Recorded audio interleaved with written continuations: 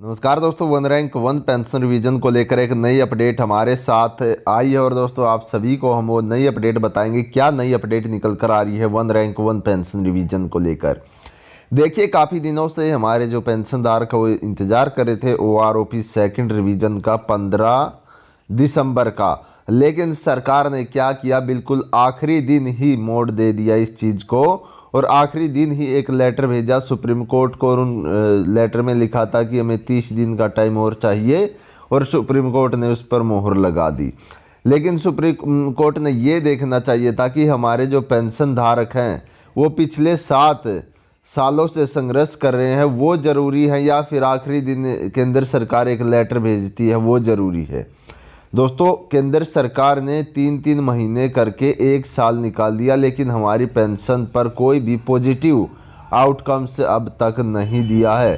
तो दोस्तों, अब हमारे जो पेंशन धारक हैं उनके खाते में उनका एरियर अमाउंट है जो उनके खाते में अब क्रेडिट करेगा, क्योंकि और कोई भी रास्ता नहीं बचा है अब सरकार के पास। दोस्तों, सरकार क्या कर रही है, सरकार हमारे पेंशन धारकों के साथ एक खेल खेल रही है कि उन्हें एक चीज़ का लालच दिया जाता और उस टाइम पर जब वो टाइम पूरा हो जाता तो उस चीज़ को उनसे दूर कर लिया जाता, फिर थोड़ी उसको आगे दिखा के फिर पेंशनधारकों को लालच दिया जाता है।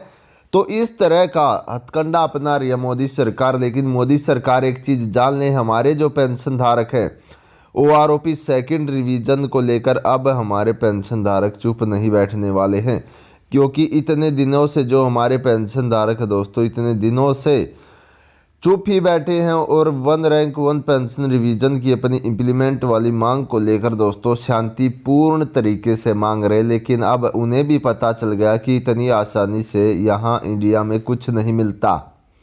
हर चीज़ के लिए दोस्तों जो है सरकार से छीननी पड़ेगी जब हमारे पेंशन धारकों को one rank one pension revision का लाभ मिलेगा। हमारे जो पेंशन धारक है दोस्तों OROP सेकंड रिवीजन को लेकर जो हमारे पेंशन धारक हैं वो सभी के सभी अब एक बड़ा आंदोलन कर सकते हैं, हम ऐसे भी कह सकते हैं, या फिर आगे की क्या रणनीति रहेगी वो हम आपको बताते रहेंगे, साथ साथ जो अपडेट आती रहेगी हमारे पास। और दोस्तों अभी फ़िलहाल की अगर हम बात किया जाए तो one rank one pension revision को लेकर हमारे पेंशन धारक काफ़ी एक्टिव हो चुके और काफ़ी एग्रेसिव भी है, गुस्से में भी है, क्योंकि जिस प्रकार से सरकार ने हमारे पेंशन धारकों को धोखा दिया, और धोखा आज नहीं, धोखा पिछले 7 सालों से हमारे पेंशन धारक खा रहे हैं one rank one pension revision को लेकर। कभी केंद्र सरकार बोलती है कि सरकार के पास फाइनेंस अवेलेबिलिटी नहीं है, तो एक बात बताए सरकार हमें, क्या हमारे भूतपूर्व सैनिकों की पेंशन या फिर किसी भत्ते इंक्रीमेंट का समय आता है तभी सरकार की जेब खाली होती है क्या? अरे हमारे पेंशन धारकों को उनकी टाइम पर उनका इंक्रीमेंट, उनकी पेंशन बढ़ोतरी वो नहीं दोगे क्या? अब महंगाई तो कर देते हो, लेकिन उस महंगाई में पेंशन धारक उतनी ही पेंशन में गुजारा कैसे करे ये भी तो सरकार को सोचना चाहिए। महंगाई स्तर तो इतना बढ़ गया, लेकिन जो पेंशन है वो वहीं की वहीं है।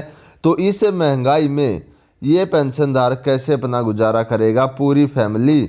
बहुत से पेंशन धारक दोस्तों ऐसे भी हैं जो नॉर्मल पेंशन धारक है जिनकी फैमिली पूर्ण रूप से पेंशन पर डिपेंडेबल है, बहुत सी विडोज भी हैं ऐसी, लेकिन सरकार उनके बारे में बिल्कुल नहीं सोच रही। सरकार क्या सोच रही है, सरकार सोच रही है अपने मंत्रियों के बारे में कि हाँ उनकी पेंशन ज़्यादा कैसे हो, उनकी पेंशन 4-4 5-5 वो पेंशन ले रहे हैं, उनकी पेंशन रुकनी नहीं चाहिए।